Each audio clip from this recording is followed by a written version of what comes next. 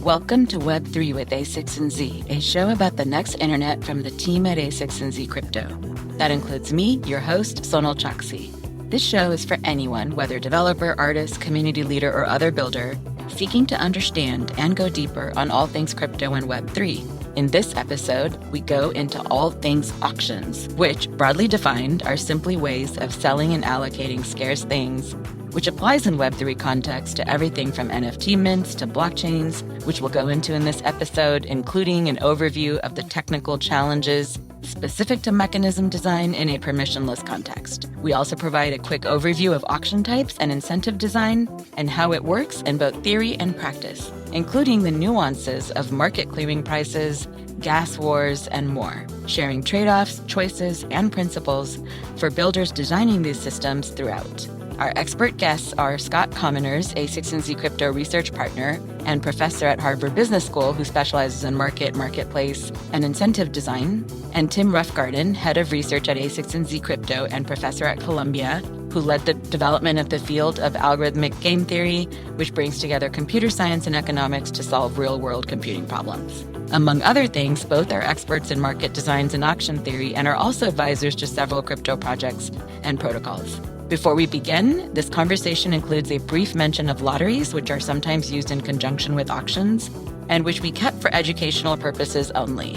Note there are some questions about the legality of such mechanisms, like sweepstakes, that narrow participants by requiring them to do something to enter, so builders should not use those without consulting a lawyer. As a reminder, none of the following is legal, business, tax, or investment advice. Please see a6nz.com/disclosures for more important information. And with that, we kick off the big picture. The first voice you'll hear is Scott's, followed by Tim's, after mine. The key is when you have an auction, whenever you're trying to allocate scarce resources, you have to think hard about how the design of the auction itself impacts people's incentives. And we've seen lots of contexts where that design can create virtuous incentives, where people interact in a way that maximizes value and makes sure that the people who have the highest demand for the resource get access to it. But you also see contexts where, for whatever reason, the auction isn't designed correctly and chaos can result, right? You sometimes end up with broken NFT sales in different forms, or just general misallocation or a lot of value that's lost through the process.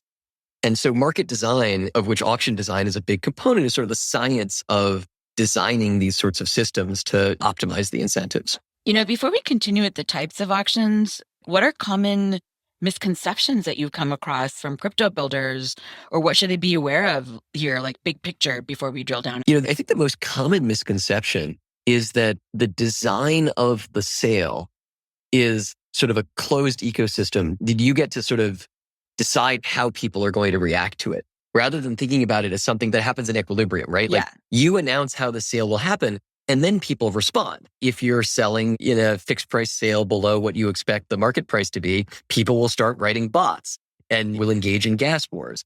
If you're selling in an auction where people have strong incentives to try and learn the density of other bids before they cast their bids, maybe they'll wait it out and see who else is jumping in. The incentives that are shaped by the sale mechanism are a consequence of the mechanism you choose. But you don't get to choose how people are going to react to your mechanism. You get to choose the mechanism that they're going to react to.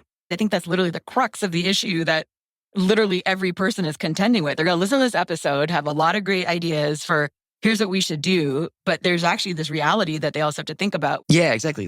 Tim and I spent a lot of time working on incentive design, and we help lots of different people, entrepreneurs, centralized institutions, think about how the market is going to react to the incentives you create.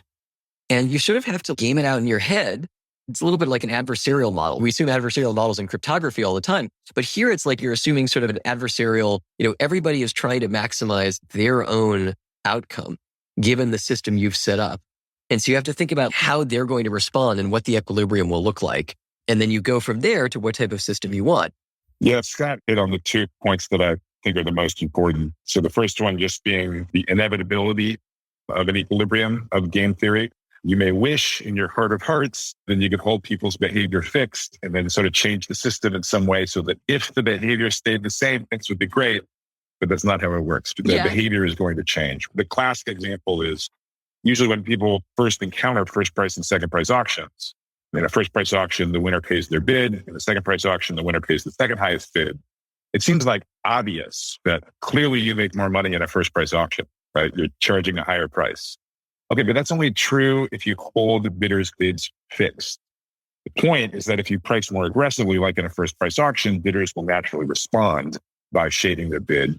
In fact, under some sets of assumptions, there winds up being no difference. It actually just completely cancels out at equilibrium. So I agree that's the number one high level thing to always remember, right?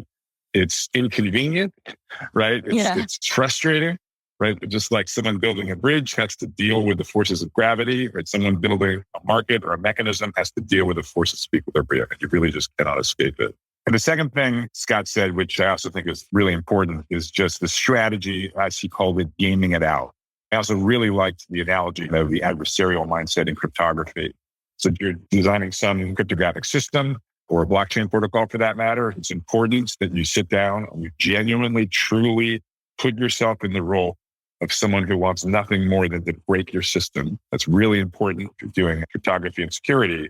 If you're doing market design, same kind of thing, but just put yourself in the mindset of someone who wants nothing more than to maximize their own utility. So for example, to get stuff at the lowest possible price.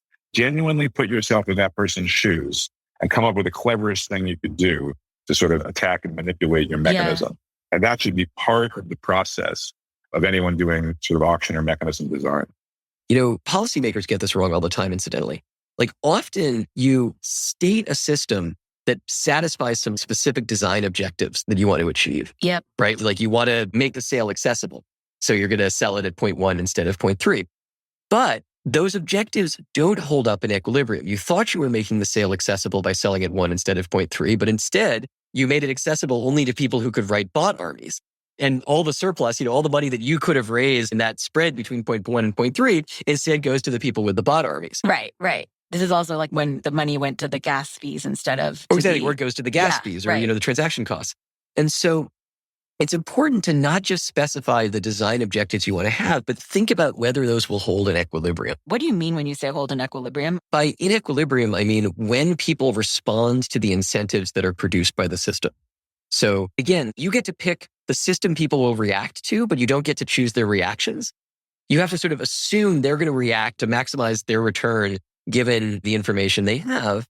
And so the question is, where does that behavior lead us? Like, where do those incentives take people in terms of behavior and how does that affect outcomes? Great. So why don't we quickly now do a sort of Auctions 101, sharing some of the types of auction design, sort of a loose taxonomy to start? So the simplest place to start thinking about auctions is where you have literally just one good that you want to allocate to one winner of the auction. And even there's really quite different formats you could use. So there are ascending auctions. So this is what you would see at an art house like Christie's or Sotheby's, where you start with a relatively low price and then the price sort of goes up over time. Everyone in the audience kind of raises their hand if they'd be willing to pay the current price. It's very dramatic and exactly. fun and entertaining. Exactly. And you have a charismatic auctioneer, hopefully that makes it a lot more fun. And then when only one person has their hand left up, that's when the auction ends. The winner is the last person standing and they pay the last price that was announced. Right. But in a crypto context, it's very common to see Dutch auctions, which operate in the opposite direction, where you start with a super high price and everybody starts with their hand down because the price is so high and the price drops at a steady rate. And then the first person who raises their hand is the one who wins the auction and they win it at the price at which they raise their hand. And so both English and Dutch auctions are common in practice. And just to quickly clarify, the English is the ascending price auction and the Dutch auction is a descending price auction? That's exactly right. English auctions, that's what you're used to from sort of movies or estate sales or auctions. Dutch auctions, the name comes from the tulip auctions. Oh, no. In the Netherlands. Not a great connotation. Well, tulip mania notwithstanding, that is how a huge fraction of the world's cut flowers are sold daily to this day. So in the Netherlands, there's this gigantic building. It's like mostly one room. There's like a couple of side rooms where the auctions are held, but the entire rest of the building is just flowers being moved back and forth and processed. And they go on these conveyor belts They go into the auction room, people bid on them, they go off the conveyor belts straight onto like trucks that put them on planes. Anyhow, so it's true, there's this negative connotation with tulip mania, but these auctions are in fact used in massive numbers every single day to literally sell flowers, as well as many other things. That was fantastic, Scott. Yeah, great digression. So taking Dutch auctions as an example, if you want to allocate not just one thing, but maybe 100 things, right? Maybe it's an NFT drop where there's 100 NFTs that you're selling. There's ways of extending a Dutch auction to that setting which work well, and there are other ways which work less well. So to loop back to something Scott said that was very important, which is how small changes in how you run the auction can make a really big difference on the experience of the participants and the incentives that they face. Scott, maybe that's something you could add some details on. So let's think about how this works strategically. So first of all, how do you think about what to bid in an ascending auction? Well, sounds like it could be complicated, right? There's all this stuff going on in the room or in the online auction room or whatever, and you've got to keep track of all the other bidders. But at some fundamental level, you have some value for the good. And let me temporarily shelve the possibility that you might have some uncertainty about how much you value the good for, because that changes a lot of the thinking. But there's some value for the good. And as other people are bidding, as long as the current high bid is below your value, you're willing to keep bidding. And the second it gets above your value, you should stop bidding. If it's below your value, if you win the auction, you're always gaining something on net, right? Like if you think this painting is worth, I don't know, 5,000 to you and the bidding hits 5,001, well, you should be out. It's actually a very simple strategic problem. With a descending auction, a Dutch auction, you're actually solving a different strategic problem. Like if you're the one who like puts up your hand and says, I want it at the current price, you're going to pay that price. And so that means if the price is right at your value, you might not want to bid. You might want to wait until it goes down a little bit further. But you have to reason in your head about how much further it's going to go before somebody else bids, right? So your value for the painting is 5,000. The price is clicking down, 4,999. Now suddenly you could make $1, but maybe you'd rather wait to like 4,800 if you're reasonably confident that other people aren't going to bid. Right. And so you're doing this sort of like simultaneous estimation of how do I maximize my expected value given the bid I'm going to enter at and the probability that somebody else jumps ahead of me. And about Scott's discussion of the incentives. So some listeners may be familiar with first price auctions or second price or victory auctions. Oh, I know what those are from eBay. Exactly. eBay is like a second price auction. And so from Scott's discussion, you can actually see how the incentives in a Dutch auction are really quite similar to what you see in a first price auction, where you're basically trying to get away with the lowest bid that you can. And doing so forces you to reason about what your competition might be bidding. Yep. Whereas in an English auction, because there's this kind of obvious strategy to drop out once the price hits your maximum willingness to pay, that's very akin to a second price auction where you're sort of guaranteed that bidding your maximum willingness to pay is an optimal strategy. Yeah, so I was going to sort of now bring this to how we think about different extensions of the Dutch auction. So once you sort of absorb this idea that in a Dutch auction, you have to reason about other people's bidding, there are a couple different ways you could imagine extending it, right? So one that's very common when you see NFT drops running, and it's often what they call a Dutch auction in the NFT drop context, although it's actually better to specify precisely what's going on. Because it turns out these are all extensions of what's called the Dutch auction for single item auctions. So a descending pay-as-bid auction is like the single item Dutch auction. The price starts high, starts descending, people pay their bids. You raise your hand at some point and say, hey, I'm in at this price. And then you pay whatever your bid was. And if there are still units remaining, the price keeps ticking down and new people can enter, but the price they pay is frozen at the moment they bid. That's very common in NFT drops. It's a descending pay-as-bid auction. Descending because the price is descending, pay-as-bid because you pay what you bid. Yep. Different winners pay different prices. Note, as we talked about in the single item Dutch auction context, you have to reason about what other people are willing to bid. But here, if your reasoning is off, you can be way off. So let's imagine there's 100 units for sale and you expect the sale to be pretty popular and the price starts at, 5,000. Or I guess we're an NFT auction, so maybe the price starts at like 1 ETH. Right.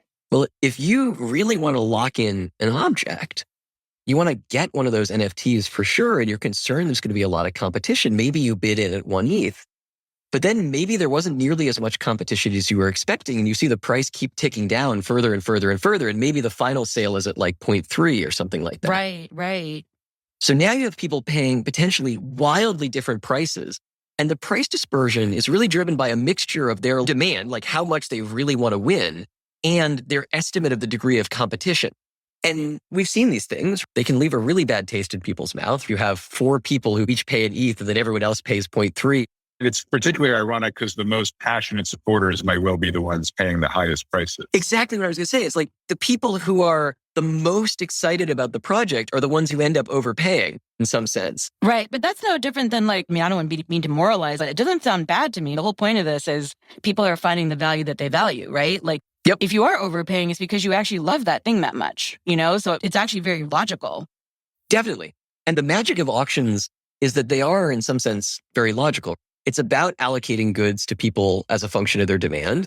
And the higher a bid you're willing to place, the more you're representing your demand and the more likely you are to win the good. Yep. So that's one way you could run an extension of the Dutch auction to multiple objects. You have this descending pay-as-bid structure where people enter and all end up paying potentially different prices, with the people with the strongest demand paying higher prices, at least in equilibrium. There's also what's called a descending clearing price auction, or often it's called a uniform price auction, which is very similar in style, except for a difference in the way that pricing works. Say that you start at that high price, maybe it's an ETH, and you let the price descend and people announce, okay, I'm willing to buy at this price, but you actually keep running until all the supply is spoken for. And then at the end, everyone pays the last price that was named, right? So there are 100 units. You sell 3 units. People enter at like 1 ETH, and it's guaranteed basically that you're going to pay 1 ETH or less for your units.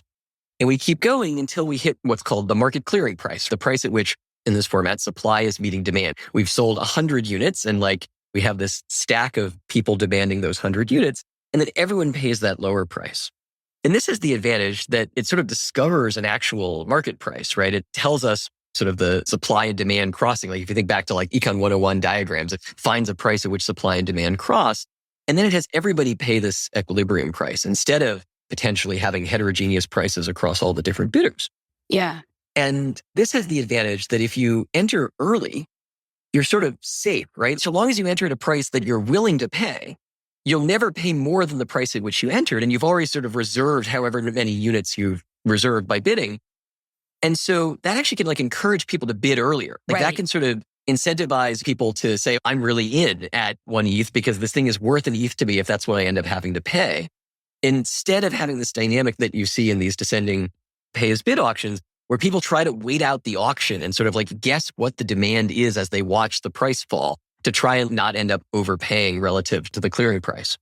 And footnote, by the way, these descending clearing price auctions aren't quite strategy proof. There's a small amount of impact every person has on the price. And so there's a little bit of an incentive to misrepresent your value, but it's very small. And if there are a large number of bidders relative to the number of items you're selling, mostly the incentives are straightforward. It's again, you bid at your true value. Right. This is super helpful, by the way. I actually want to ask you guys a high level question here and then bring it back, which is, this is obviously how auctions work and the strategy and all of it makes a lot of sense. But in crypto, we have a lot of weird nuances. So 2 points here. One is when you actually don't really know what the value of the particular NFT is. There's a discovery aspect. So there's a lot of interesting behavior that happens there. I have a question about that. But the other question is where you talked about kind of strategically knowing what you want. Don't bots kind of mess with that? How do the real dynamics of crypto mess up this logic, basically, is what I'm asking. So one of the beautiful things about auctions is that because they discover the market clearing price, again, well-structured auctions, because they discover market clearing prices, they're actually sort of not susceptible to the same types of bot concerns you tend to see in these sort of fixed price sales. And the reason is that the bots are about trying to get the NFTs or whatever the object is below the market price to then immediately turn around and sell at the market price. Right, exactly. Right? So here, so long as you set the starting price higher than what the market is willing to pay, again, at the market clearing level, it might be a small number of people are willing to pay an ETH for the NFT, but if most people are only willing to pay 0.3, well, what's the price at which a bot wants to buy it? It's anything below 0.3. And so here, running the auction basically disincentivizes the bots from showing up in the first place. Like there's nothing to gain if the market is going to end up clearing at the price that the bot would later want to resell There's at. no arbitrage for them there to Exactly. do There's it. no Right. arbitrage. Got it. I wonder if it's worth drilling down a little bit on the fixed price sale. Maybe that's even like a good way to understand auctions and their price discovery properties is through a contrast. Let's do it.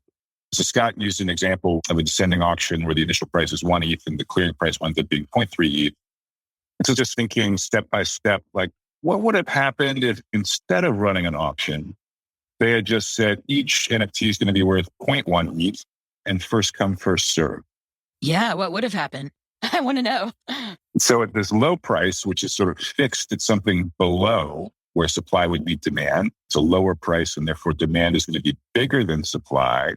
And because it's designed first come, first serve, there's basically going to be a race to be one of the first 100 people to spend 0.1 ETH and actually purchase an NFT. And what's really interesting, what happens inevitably, is inevitable as sort of gravity in the blockchain setting, is the market price, you can't escape it. It's just that you've sort of moved where the payment of the market clearing price goes. So what's going to happen is there's going to be basically a so-called gas war. So you will have, for people who want to buy one of these over-demanded NFTs at 0.1 ETH, they're going to be willing to pay pretty high transaction fees to block producers in order to have the privilege of being in the first block, being one of the people who can claim one of those. And so you still sort of expect people to be paying roughly 0.3 ETH for each NFT, but obviously only 0.1 ETH of that is going to the project. And the remainder, the 0.2 ETH, you expect that to show up at equilibrium in the transaction fees that people pay. Right. So another way to kind of simply say that is that you may be paying less for the thing, but the money in the system, more of it's going to the gas fees. That's right. In effect, it redirects, in some sense, the revenue from the sale remains the same. It's just that it used to all go to the project, and now all of a sudden 2/3 has been redirected to the block producers. Yeah. And incidentally, another place that some value gets burned, to slightly overload the term, is in all the effort people go to get to the front, right? So one of the ways that they're going to that effort is by paying gas fees. Another one is by writing bots and things. Like basically, if the good is, if the NFTs are being sold at 0.1 and the market price is 0.3, people are willing to spend up to 0.2 per unit to get a hold of them because they can immediately turn around and resell them at a profit again. Modulo some like small tweaks around the transaction cost of doing the resale or whatever. So maybe they're willing to spell up to 0.19 or something like that. So whenever you create it seems like a great idea, right? It's like you're going to reward everyone. Like the initial sale is going to be super cheap. Like we know we're underpricing. It's going to generate a bunch of hype. You get this nice pop as the price quickly jumps to the market clearing price. But the fact of the matter is, the market finds market clearing prices, right? It's a force of nature. Gravity. Exactly. It's gravity, exactly as Tim said. It's this like constant force pushing in that direction. And when the good is underpriced relative to market clearing, there's going to be all sorts of work, both in the form of people bidding in the gas price auction and people expending raw effort to try and figure out how to get to the front so they can take advantage of that spread. Yeah. Well, I do have a question because this does come up a lot because as you know, a common ethos in crypto is that people want to kind of they want to go below market price initially because they want to be accessible or be fair. There's a lot of discussion about that. But you guys are saying that, well, actually what's happening instead is, the money's going to the gas fees instead in this context, at least on Ethereum. I don't want to only talk about the bots, actually. Like what happens with the builders who are trying to design these systems in a way that doesn't do that? How could they actually give people accessibility and avoid the gas fees escalating and going to this problem where people are actually then willing to pay up in gas fees because of that? Like using your expertise, what could they do in this particular example? Well, one very important distinction is avoiding gas wars. It can mean two possible things. One could mean that the price paid by consumers remains the market clearing price 0.3 ETH. And it's just that all of that revenue is captured by the project rather than sort of wasted in gas wars. Right. And so for that, the clearing price auctions that Scott talked about would be a good solution because then just the auction mechanism naturally discovers the appropriate market clearing price. Pretty much the number of end users that are going to be willing to pay that price is exactly equal to the supply. So there's no contention amongst those willing to pay the market clearing price. They all get a copy of the item A second version of the goal would be like, no. Suppose we actually really want every NFT to go to somebody for 0.1 ETH. And we also don't want a gas war. Yeah. And that is a very interesting question. In principle, you could imagine running some kind of lottery, at least if you were in the real world, right? So imagine you had 100 NFTs, you priced them at 0.1 ETH, and actually 1,000 people would have been willing to pay 0.1 ETH. Well, then you sort of take those 1,000 people, pick a random subset of 100 of them, give them the NFTs at the price of 0.1 ETH. That's if you were talking about in real life where you sort of know who you're working with.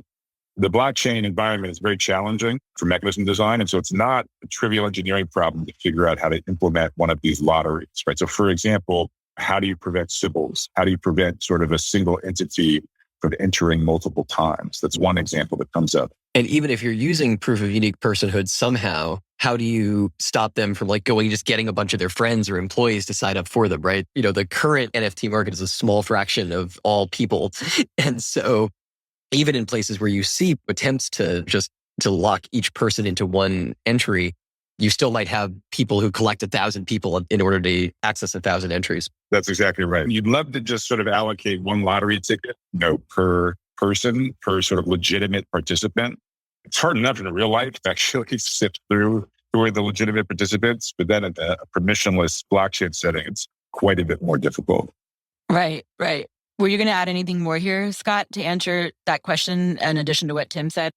Yeah. So the lottery thing, first of all, one way to try and make the lottery strategy a little bit more implementable in a world where you don't know people's identities is to run a lottery with an escrow. So basically require people to take on a lottery ticket by escrowing like a non-trivial amount of money. Now, again, just like with the competition to bring in the bots, market clearing prices are discovered here too, right? People will, so long as they have the liquidity, they'll keep opening new accounts with new escrow to units to get into the lottery exactly up until like their expected return for the lottery equals to the cost, or their marginal expected benefit rather lines up with the marginal cost of escrowing a little bit more money. And so as far as accessibility goes, this is better on some dimensions because it means you don't have bot armies up against individuals, but it still means you have some individuals who have much more liquidity, sort of much greater means entering many, many times. And so they're likely to receive many more of the lottery slots. So like escrow can help, but it doesn't necessarily help as much with accessibility as you would like. A different thing that we've seen that's currently very much in the NFT meta is, of course, this like allow list where you take members of the community who have in one fashion or another been distinguished and give them access and ensure that the number of total mints that will happen during the allow list minting period is below, preferably far below, the total number of available mints so that there's no competition in speed in that period. And first of all, that on its face can do better because you're somehow trying to align who gets the good at below the market clearing price with who's contributing the most to the community in some fashion or another. Right. But note here, once again, people are paying, right? Like it's not like we're sort of escaping the market clearing price. We're just paying some of it in work. There's literally like a proof of work going on where people are inviting people to Discords or like creating cool fan art or something of the sort. The one advantage of the allow list strategy over the lottery strategy on that dimension is in the context of allow lists, if you design it correctly, the cost could be cheaper for people who really want to be part of the community than for those who don't, right? If you're like really, really into the art and you're super engaged in whatever's going on, maybe it's much easier for you to like be producing fan art because that's what you would be doing anyway. Or it's easier for you to show up to the midnight radio event because you would be tuning in all the time no matter what. Whereas somebody who's just buying the thing to flip, taking, again, advantage of that 0.1 to 0.3 spread, sticking with the example from earlier, they have to put in all of this effort that they wouldn't otherwise be doing. They're like creating fan art where they don't actually care at all about the art. They just want to buy the token to resell it. And if there's a big spread between 0.1 and 0.3, people are willing to put in a lot of effort. And you can get this weird sort of inversion where the people who you thought were going to be the most engaged in your community are actually just flipping the thing and then they disappear. And so you haven't actually sort of built up the right sort of behavior and engagement that you thought. This is another place where bots can really make the mechanism design harder. So the question is, you could program a bot that behaves in a way that gets you on the allow list. Well, then that's actually kind of a pretty cheap way of doing it. Totally. When Taylor Swift launched her inaugural ticket sale using verified fans. Yeah, like an allow list, basically, a verified fans. Literally an allow list for people. Ticketmaster has this product called Verified Fan, where an artist can pre-sell tickets to people who've engaged in a bunch of fan activities. So Taylor Swift was going to do this, and the fan activities were things like watching Taylor Swift videos over and over again, and posting about Taylor Swift on Twitter, and buying many copies of Taylor Swift's albums.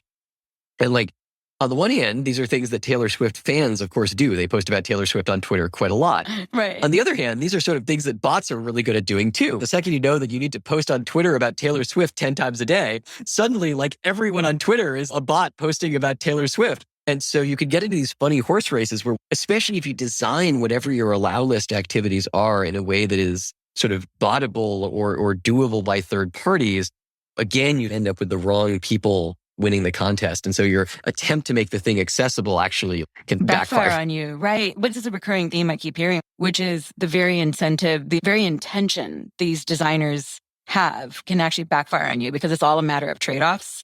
So along those lines, I want to segue back. So we did a quick taxonomy of types of auctions. We've already talked about the difference between single unit versus multiple units. And we talked already about the reasoning that people have. We briefly touched a little bit, very briefly, on price discovery.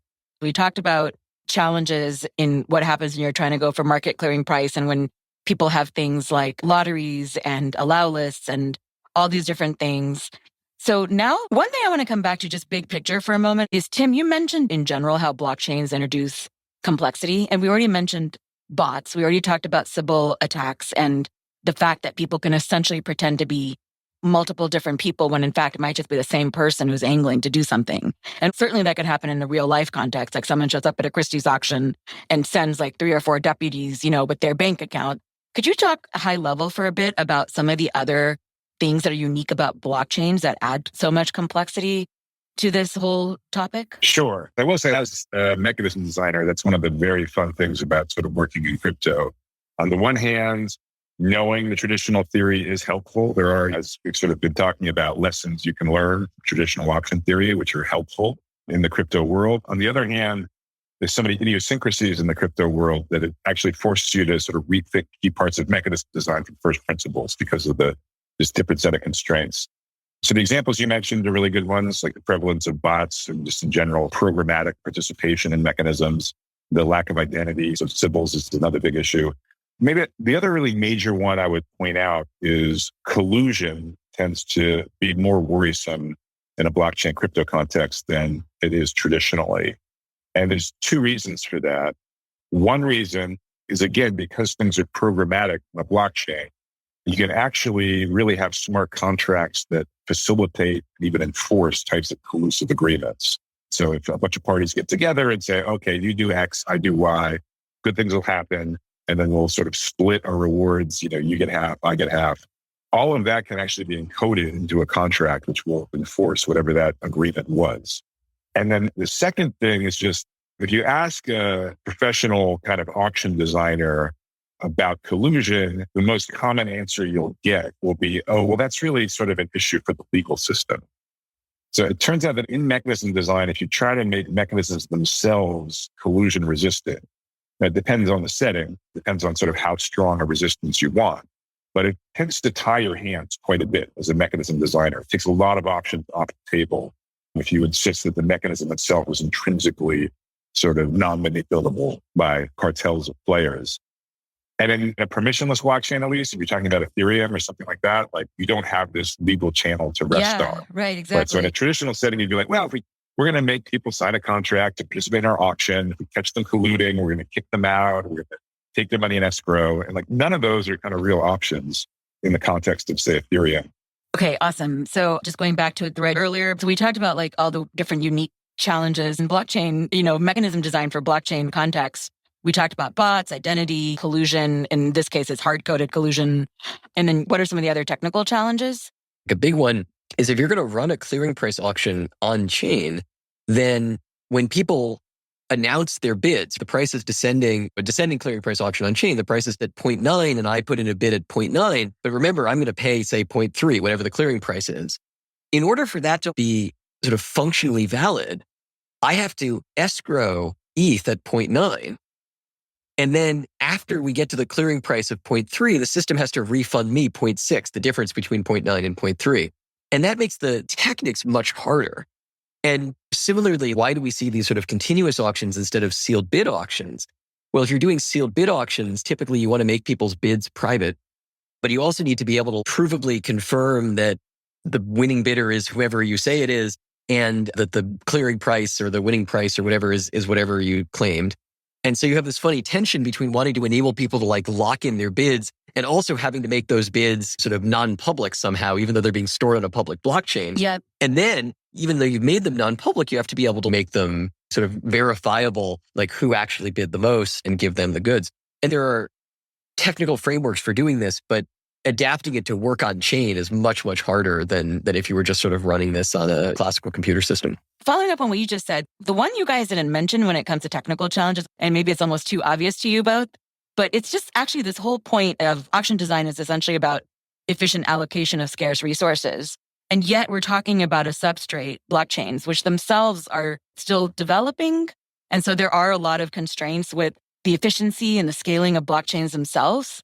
And so what more would you add on this at a meta layer in terms of what's challenging or an opportunity as well when it comes to applying auction theory to blockchain context? So if you interacted with a blockchain, like say Ethereum, you've probably participated in an auction, whether you know it or not. And it's exactly getting to your point that actually not only are sort of scarce digital goods being sold at the smart contract layer of a blockchain, but also even the block space itself is a scarce resource buried in the plumbing of blockchains. So for example, on the Ethereum blockchain, every sort of 12 seconds or so, an auction in effect is run to sell Ethereum block space, figure out which transactions are going to be included in a given block in the blockchain. And so that means computation in the Ethereum virtual machine is very scarce. That's why you have transaction fee mechanisms, which sort of figure out basically the prices the transactions need to pay in order to get included. And I love how you frame it as kind of like an opportunity, because the fact that there's mechanism design opportunities at the L1 layer, I mean, that would be like as if you could do mechanism design in the internet for BGP routing, or TCP IP congestion control, Totally. all this stuff that's sort of embedded deeply in the plumbing. And like game theory is certainly very relevant in the internet context, but market designers didn't really have an opportunity to sort of help with the design of the core internet protocols, whereas the crypto community generally embraced mechanism design quite early on. And so mechanism design has played an important role, even in kind of the lowest layers of the blockchain stack. That's great, on the history of the internet. And you basically are like, hypothetically, what if we could have done this back then, 25, 30 years ago? One of the people I edited when I was at Xerox PARC is Van Jacobson, who's widely considered the father of TCP IP. And that was a unique case because he was reacting to the fact that there were massive traffic jams happening. But it's also kind of fascinating because, just as a meta comment, I've always been struck by this design by Band-Aids and tape, but it actually just works, and that just is good enough because it's always networking, computer scientists who always want things to have like a perfect logic to them. The messy reality is a lot of these systems actually work in very messy ways. And that was one of the big takeaways for me in terms of looking at the internet back then. And I'm curious if you think we're going to get to a similar place here, or if a lot of this is going to require here's why it's different. I just kind of aside there. No, I think it's a great point. Because from a theoretical perspective, the internet does not satisfy most of the mathematical properties. You have to concede most things it does pretty well, right? Yeah. And I love your description of sort of a bunch of Band-Aids. And so when I think about, there's a lot of technical challenges we need to overcome for blockchains to realize their full potential around scalability and robustness and so on. But as you say, Sonal, ultimately, we kind of only need it to work in the same sense that the internet works, which frankly is pretty good on good most enough, days. Frankly, yeah. And exactly. so I think it's, on the one hand, it's very important for sort of researchers to pick off bite-sized pieces where you can have a really deep and proper understanding of part of the design. But if you're talking about sort of the full-blown system, I think what we're aspiring toward is something that is, quote, only as functional as the internet. Yeah, that's great. I love it because this to me is exactly a very meta narrative about how innovation happens in general, which I consider to be a premise and a theme and a motif that'll kind of run throughout the show. So I'm excited to keep pulling that thread as we talk about it across multiple episodes. So back to this note, though, about L1s and L2s, layer ones, layer two, we're talking infrastructure layer, a layer above that where we're talking about more application layer, et cetera. let's talk specifically about the unique applications of auction design and theory in practice with L1s and the ability to design at that level. And what is also a specific constraint to now versus, say, when X, Y, and Z changes in the near future in terms of better performance, et cetera. Do you want to talk here about EAP 1559? Sure, I can talk about it briefly. So Ethereum has always been very courageous in its willingness to do major upgrades pretty frequently. And about early August of 2021, they made a major upgrade to their transaction fee mechanism. Prior to August 21, it was the same transaction fee mechanism that's always been used in Bitcoin. People usually refer to it as a first price auction. And it's a very reasonable design, a very natural first cut, where the point of the transaction fee mechanism is to try to identify the transactions for whom inclusion would have the most value. You're trying to make, again, efficient use of the scarce block space. So you want to pack it with the transactions that benefit from inclusion the most. Now, you can't expect the blockchain to really, quote unquote, know which transactions are the valuable ones. So that suggests you might want to ask the user submitting those transactions to say exactly how valuable it is to them, so to attach a bid to their transaction. And that is, in fact, what happens. And then in a first price auction, upon inclusion in a block, that bid gets transferred to the producer of that block. So like in a proof of work blockchain, there'd be some miner that creates a block, chooses to include your transaction instead of others, and then that's going to be the recipient of your bid in a first price auction. That's great. And there's a lot of nice things about it, but if you study a little bit of auction theory, this already really came up in the discussion, which is that first price auctions, just like Dutch auctions, from a strategic perspective, they're a little tricky because you're really trying to get away with the lowest bid that you can, but that requires reasoning about your competition. And so in a first price auction, if you're using a wallet like MetaMask, it would be basically using some kind of algorithm to look at recent bidding data to make a suggestion on your behalf of what bid you hope would be about right. But someone who used Ethereum much in, say, 2020 and 2021 may have had the experience where MetaMask sort of got the recommendation wrong. Like maybe there was just a sudden demand spike that it didn't notice, submitted a very low bid on your behalf. And then all of a sudden, you're being outbid by all these other people and your transaction just hangs for 30 minutes before confirmation.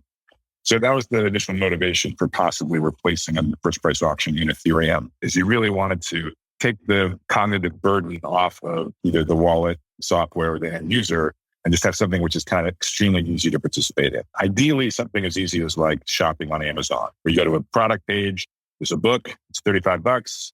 If it's worth it, buy it. If it's not, don't. End of story. And so you'd love to have that same kind of quote unquote posted price mechanism for block space, where really for a given block, you just sort of ask Ethereum, how much would it be to be included in this block? The blockchain says 200 gwei per unit of gas. And either it's worth it to you and you take it and you're guaranteed inclusion, or the price is too high. Maybe you wait to see if it gets lower later. So that's the goal of EAP 1559, is to make it sort of as simple as shopping at Amazon.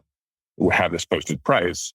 And then one question though is, okay, but like, what should that price be exactly? The book was $35. Like, what's the price of Ethereum block space?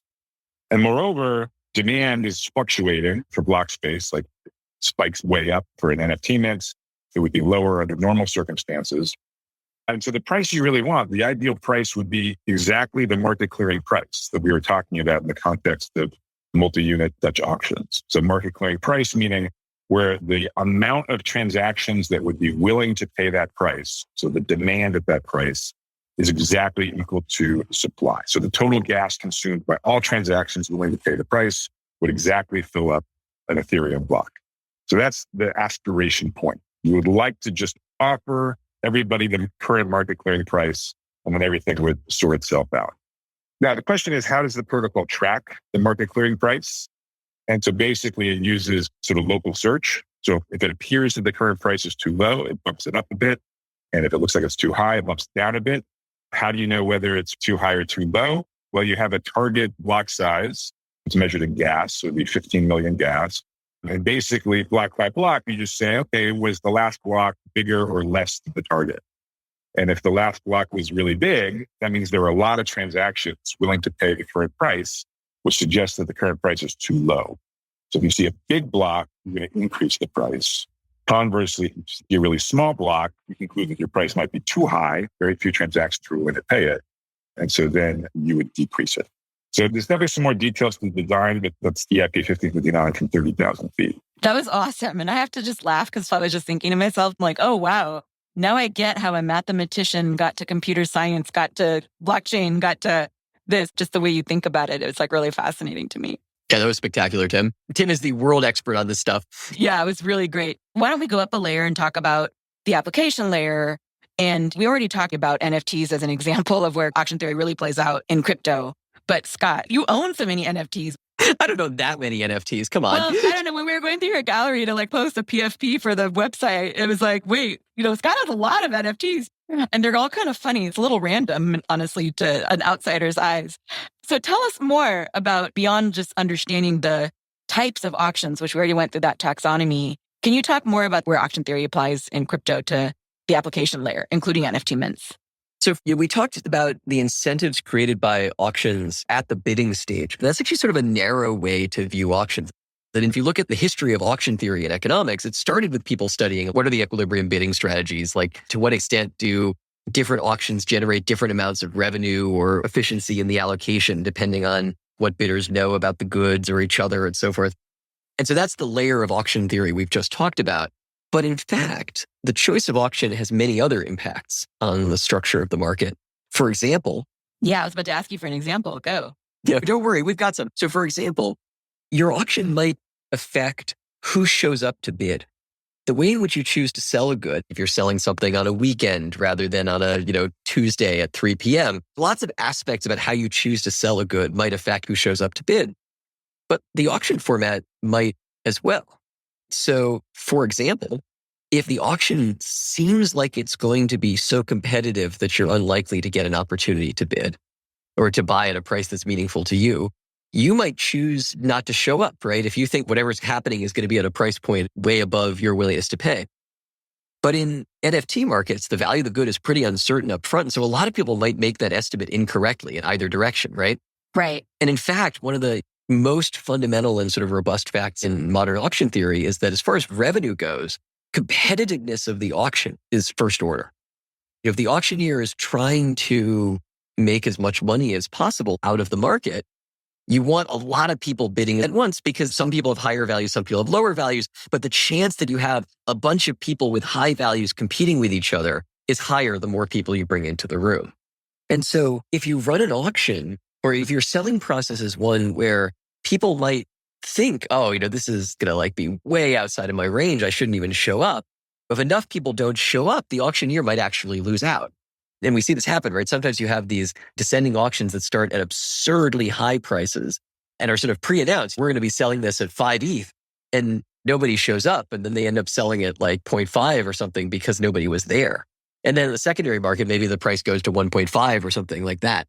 And by the way, that secondary price, it's funny, right? We've just spent a lot of time talking about how essential it is to discover the market clearing price in your initial sale. And now I just said, well, maybe you can have a situation where you start at a price of 5, the auction clears at 0.5, and then the market price ends up being 1.5. What the heck's going on there?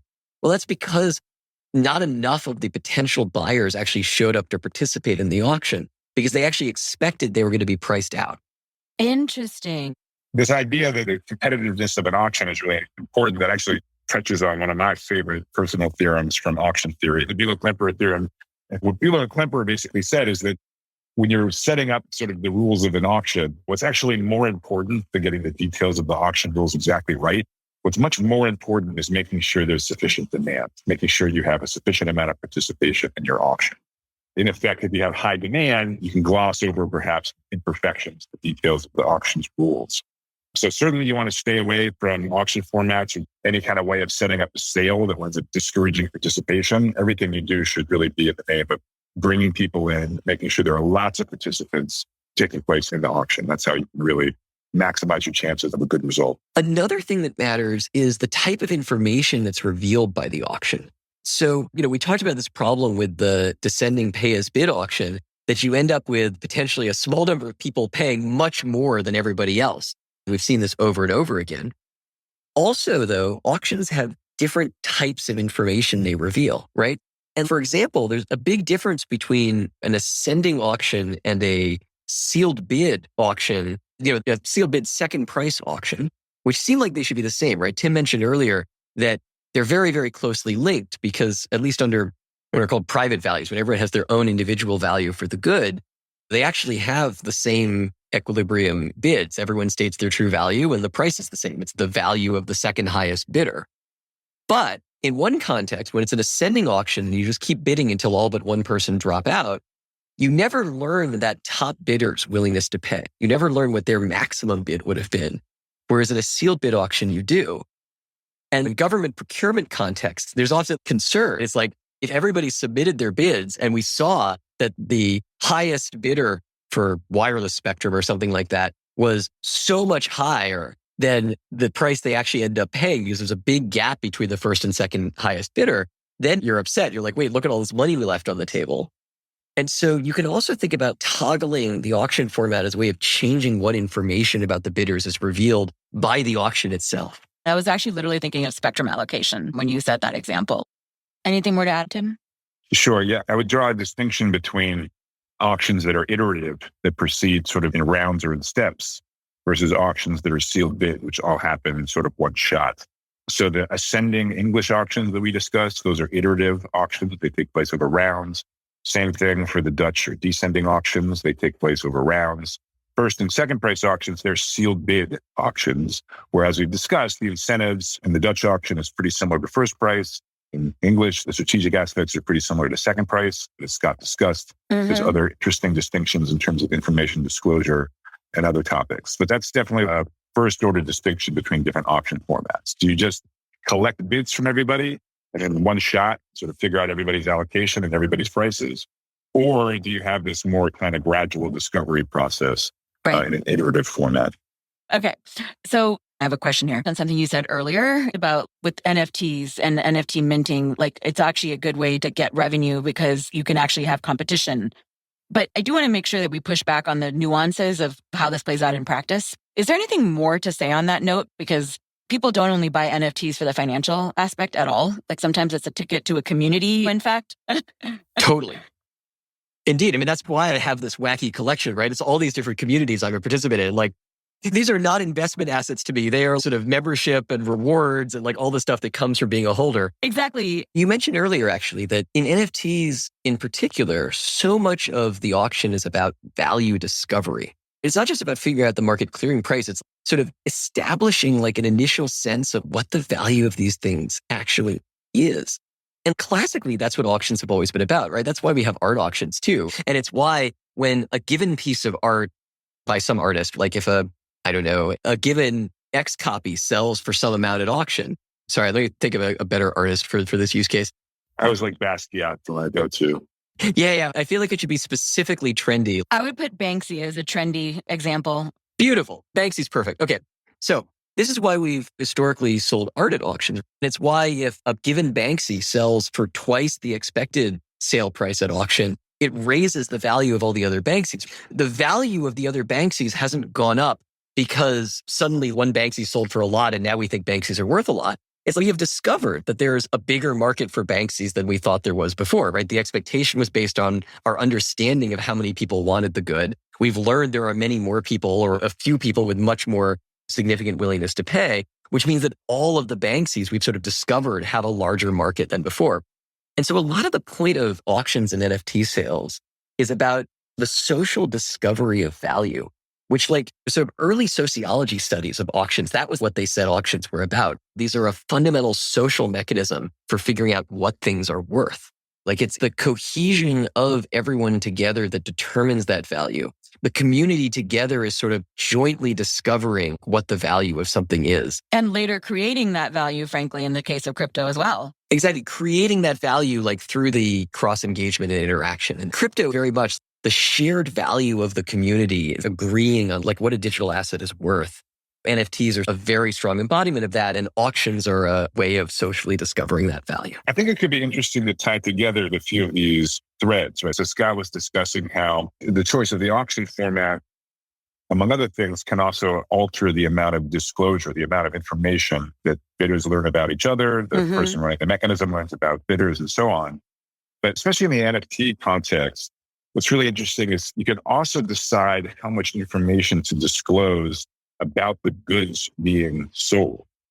So if you have 100 NFTs, like at one extreme, you could treat them as basically you're selling 100 fungible goods, right? It's just each one is sort of a random string of 256 bits.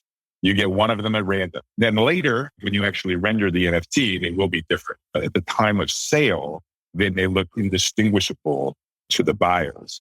The other extreme would be you just tell people everything. You're like, no, this is really like the full-blown NFT you would be bidding on, complete with all of the information about the rarity of its traits and so on. And so that would be sort of the extreme where you treat the goods as non-fungible. You can obviously imagine sort of hybrid versions where you have class A NFTs, class B, and class C. But then within a class, you get sort of a randomly sampled version. So this is another, I think, really interesting, as far as I know, not super well understood question. Exactly how much for different objectives you might have, what is the quote unquote optimal policy for disclosing information about the NFTs that you sell? And maybe even what's the optimal hybrid mechanism too? Like right. Thinking back to the Taylor Swift tickets, musical artists often sell some tickets at a below market price, like sort of rush the door, and others in a primary market auction for the best seats and reserve some to give to their favorite fans in the area or something of the sort. And so there's also like the mixture, not just of the disclosure, but how you sell the different types of units in it. You could potentially use a hybrid. You might sometimes want to set up a system whereby some people face different prices, right? A common misconception about auctions is that everyone sort of has to be priced exactly the same way. Yeah. And that's commonly how they're run, but not always. Like you might have preferential pricing for people who have been really engaged in the project, or for people who are part of some group you really want to make sure you involve. And you can implement that all at once. So even if you're running sort of a single auction, you can have a clearing price of 0.3, say, but like some people's bids get converted by some factor that's their like preferential price. So like maybe if you're in some select group, like every bid you put in is like treated as if you've bid 20% more, like 1.2 times as much. And to give a Web2 example of that, the way that the auctions for online advertising tend to work is the payments are scaled by the quality of the ad. Exactly. Web2 companies do a ton of machine learning to try to estimate things like the click-through rate of an ad. And so if you have an ad with a high click-through rate, you're actually going to get a discount on the price that you pay. What's the reason that they do that? Like, why would the more valuable ad get discounted that way? I mean, it's kind of a double reason. One is just from the user side, it's a better experience if you see ads that are relevant as opposed to spammy. Yep. But the other aspect of it is that most of these platforms collect revenue per click rather than per impression. And so they really want to display ads that are likely to be clicked on. That makes so much sense. Yeah. And then moreover, it sort of incentivizes investment on the side of the advertisers, right? So it basically gives them good incentives to make their ads sort of as relevant and as effective as possible. Yeah. It Exactly. actually really is a good example of good incentive alignment all around, in fact. I love that example. So you guys both came to this space as experts in this, but you work with and talk to a lot of people actually building systems at scale or trying to do it at scale. Tim, when you were saying earlier about how people have to almost reason about like the dumbest things people might do or the most adversarial things they might do, is there a way to simulate this like tactically? Because you can't reason about this stuff in real time with all the expenses and community activity happening. Like what are things that people can do to kind of test their assumptions out concretely? Yeah, that's a great question. I mean, often there's sort of stages. So stage one is maybe staring at the wall for a few hours and doing your best. Stage two is you get your colleagues together and you go to a whiteboard and you all try to kind of poke holes in it. And you're absolutely right. If you want to escalate further, simulations can definitely be helpful.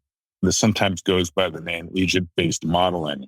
So if you really want to escalate further, it can be a very effective tool depending on the specific application.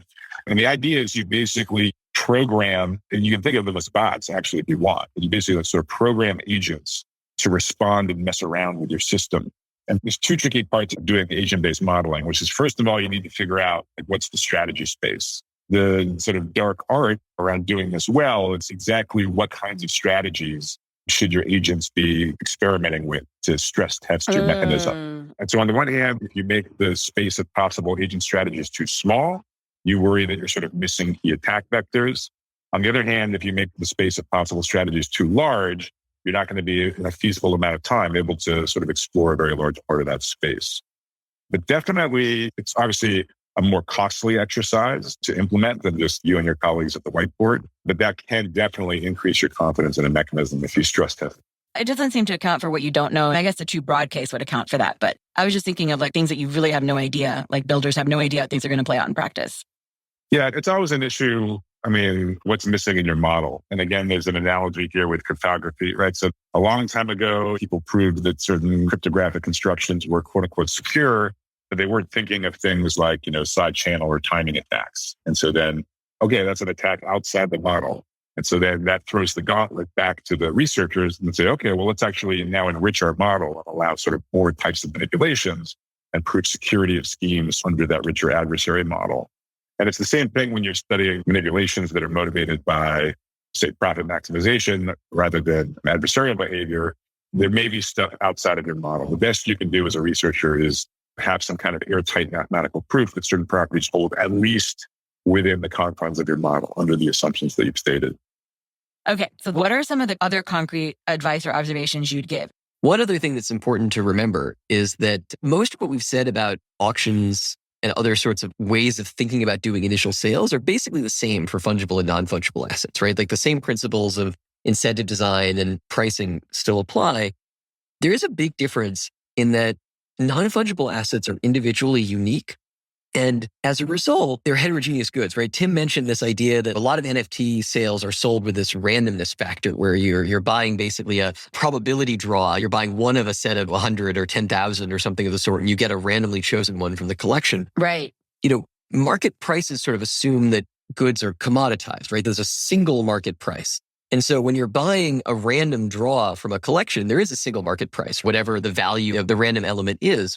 But once it's revealed that they're all heterogeneous goods, now suddenly you can have individualized prices as a function of the characteristics. And that's why you hear about like trait floors, right? What's the cheapest price at which you can buy a subduct with a given hat versus a subduct with a given set of glasses or something like that. And so all of these principles of market design, they have more nuance when you're thinking about heterogeneous objects for sale.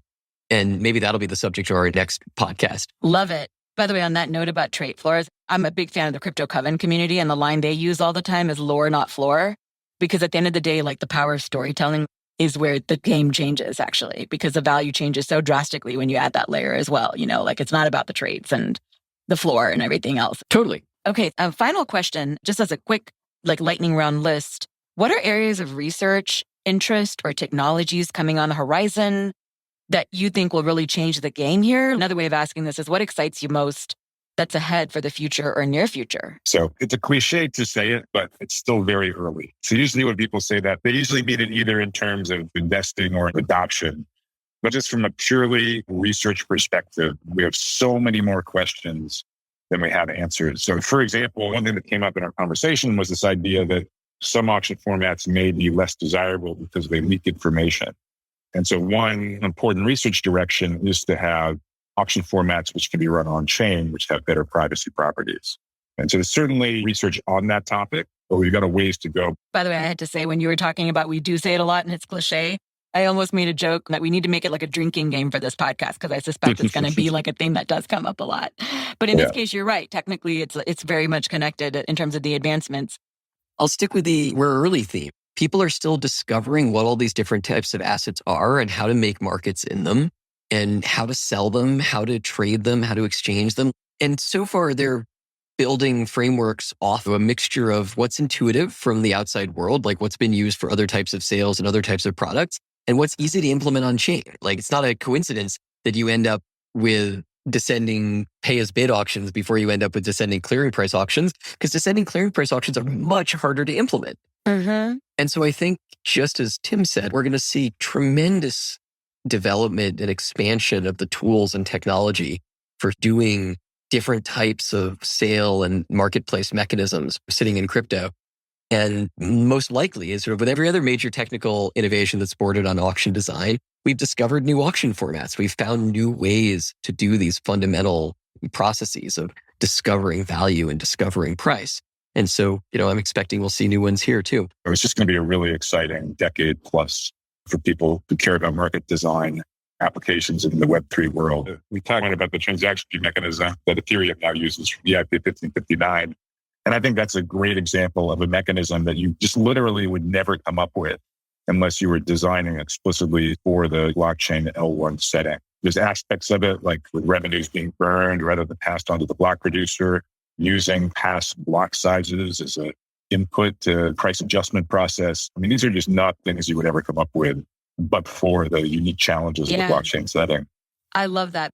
I think there's an opportunity for researchers interested in market design to get in on the ground floor. It's something that would be extremely important and also technically quite deep. And there's going to be very important work over the next couple of years by the researchers that really kind of take the bull by the horns and tackle these problems head on.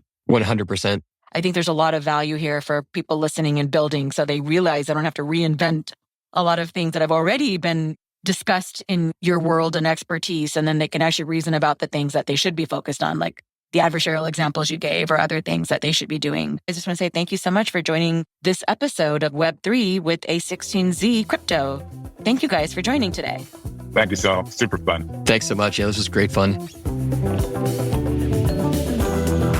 Thank you for listening to Web3 with A16Z. You can find show notes with links to resources, books, or papers discussed, transcripts, and more at a16zcrypto.com. This episode was produced and edited by Sonal Chokshi, that's me. The episode was technically edited by our audio editor, Justin Golden, with Seven Morris. Credit also to Moonshot Design for the art. And all thanks to support from A16Z Crypto. To follow more of our work and get updates, resources from us, and resources from others, be sure to subscribe to our Web3 weekly newsletter. You can find it on our website at a16zcrypto.com. Thank you for listening and for subscribing. Let's fucking go.